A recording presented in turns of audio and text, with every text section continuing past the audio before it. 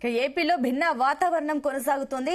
బంగాళాఖాతంలో ఏర్పడిన ఉపరితల ఆవర్తనం కారణంగా వర్షాలు కురుస్తున్నాయి. దీని ప్రభావంతో ఇవాళ మన్యం, అల్లూరి, అనకాపల్లి, కాకినాడ జిల్లాల్లో భారీ వర్షాలు కురుస్తాయని వాతావరణ కేంద్రం తెలిపింది. ఈ మేరకు రెయిన్ అలర్ట్ జారీ చేసింది.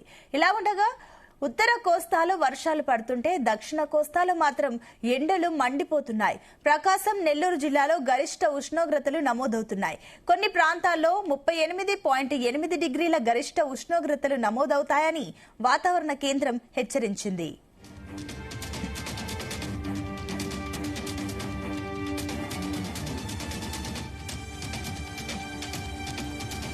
ఇదే అంశానికి సంబంధించి మరిన్ని డీటెయిల్స్ మా కరెస్పాండెంట్ శ్రీనివాస్ అందిస్తారు. శ్రీనివాస్.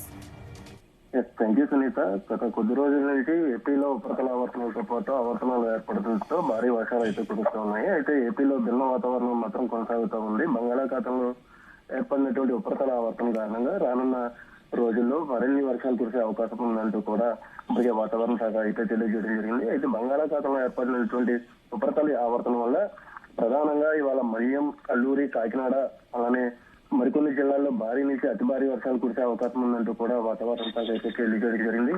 అయితే ఇది ఇలా ఉండగా ఇప్పటికే ఉత్తర కోస్తాలో మాత్రం భారీ వర్షాలు కురుస్తుంటే మాత్రం దక్షిణ కోస్తాలో మాత్రం ఎండలు మాత్రం మండిపోతున్నాయని చెప్పుకోవచ్చు. అలానే ప్రకాశం, నెల్లూరు జిల్లాలో కూడా గరిష్టంగా ఉష్ణోగ్రతలు నమోదవుతూ ఉన్నాయి. మరికొన్ని ప్రదేశాల్లో 38.8 డిగ్రీల గరిష్ట ఉష్ణోగ్రతలు నమోదవుతున్నాయంటూ కూడా వాతావరణ శాఖ అయితే తెలియజేయడం జరిగింది. అయితే ఈ ఉపరితల ప్రభావంతో ఎక్కువగా ఏపీలో ఇవాళ రేపు కూడా భారీ నుంచి అతి భారీ వర్షాలు కురిసే అవకాశం ఉందంటూ కూడా వాతావరణ శాఖ అయితే తెలియజేసింది. ఉత్తర కోస్తాకు మాత్రం భిన్నంగా దక్షిణ కోస్తాలో మాత్రం విపరీతమైన ఉష్ణోగ్రతలు నమోదవుతూ ఉన్నాయి. మరో పక్క చూసుకున్నట్టయితే దక్షిణ కోస్తాలో మాత్రం దాదాపుగా 39 డిగ్రీల ఉష్ణోగ్రత నమోదవుతా ఉంది. రానున్న 2 రోజులు కూడా ఇదే వాతావరణ పరిస్థితులు ఉంటాయంటూ కూడా వాతావరణ శాఖ అయితే తెలియజేయడం జరిగింది. అలానే రానున్న 2 రోజులు కూడా భారీ నుంచి అతి భారీ వర్షాలు కురిసే అవకాశం ఉంది. అయితే ఇప్పటికే అల్లూరు జిల్లాలో గత 3 నెలల నుంచి కూడా ఎడతెరపు లేకుండా వర్షాలు అయితే కురుస్తున్న నేపథ్యంలో అక్కడ ప్రజలు తీవ్ర ఇబ్బందులు గురవుతూ ఉన్నారు.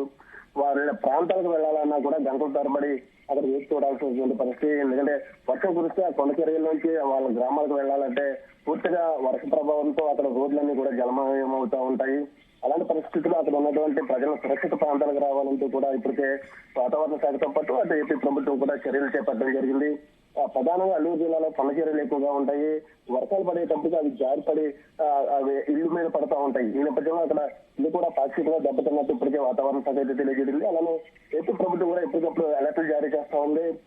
ఏపీలో ఉపరితల ఆవర్తనాలతో పాటు వాయుగుండాలు కూడా గత 2 నెలల నుంచి కూడా విపరీతంగా విస్తరిస్తా ఉన్నాయి. ఈ నేపథ్యంలో ఏపీ ప్రభుత్వం ఎప్పటికప్పుడు అన్ని చర్యలు చేపట్టిందనే చెప్పుకోవచ్చు. ఎక్కడ కూడా ఎలాంటి అవాంఛనీయ సంఘటనలు జరగకుండా అటు వాతావరణ శాఖతో పాటు ఏపీ ప్రభుత్వం కూడా ఎప్పటికప్పుడు హెచ్చరికలు జారీ చేస్తా ఉంది. అలానే విశాఖలో మాత్రం 2 రోజులు వర్షం కురిస్తే మరో 2 రోజుల పాటు భారీ ఉష్ణోగ్రతలు అయితే నమోదవుతా ఉన్నాయి. ఇప్పటికే ఉదయం నుంచి దాదాపుగా 32 డిగ్రీల ఉష్ణోగ్రత నమోదైందని విశాఖ వాతావరణ శాఖ అయితే తెలియజేయడం జరిగింది. గత 2 రోజుల నుంచి కూడా తీవ్ర ఉక్కుపోతతో ప్రజలు బయటకు రావాలంటేనే తీవ్ర అస్వస్థతగా అయితే గురవుతా ఉన్నారు. ప్రధానంగా చిన్నపిల్లల్లో వైరల్ ఫీవర్లు కూడా ఎక్కువగా వస్తా ఉన్నాయి. వారం రోజుల పాటు వర్షాలు విస్తారంగా కురిస్తే మరో వారం రోజుల పాటు భారీగా ఉష్ణోగ్రతలు నమోదవుతున్నాయి. ఈ నేపథ్యంలో భిన్న వాతావరణ పరిస్థితులు అటు చిన్నపిల్లలతో పాటు పెద్దలు కూడా తీవ్ర ఇబ్బందులకు అయితే గురవుతున్నటువంటి పరిస్థితి.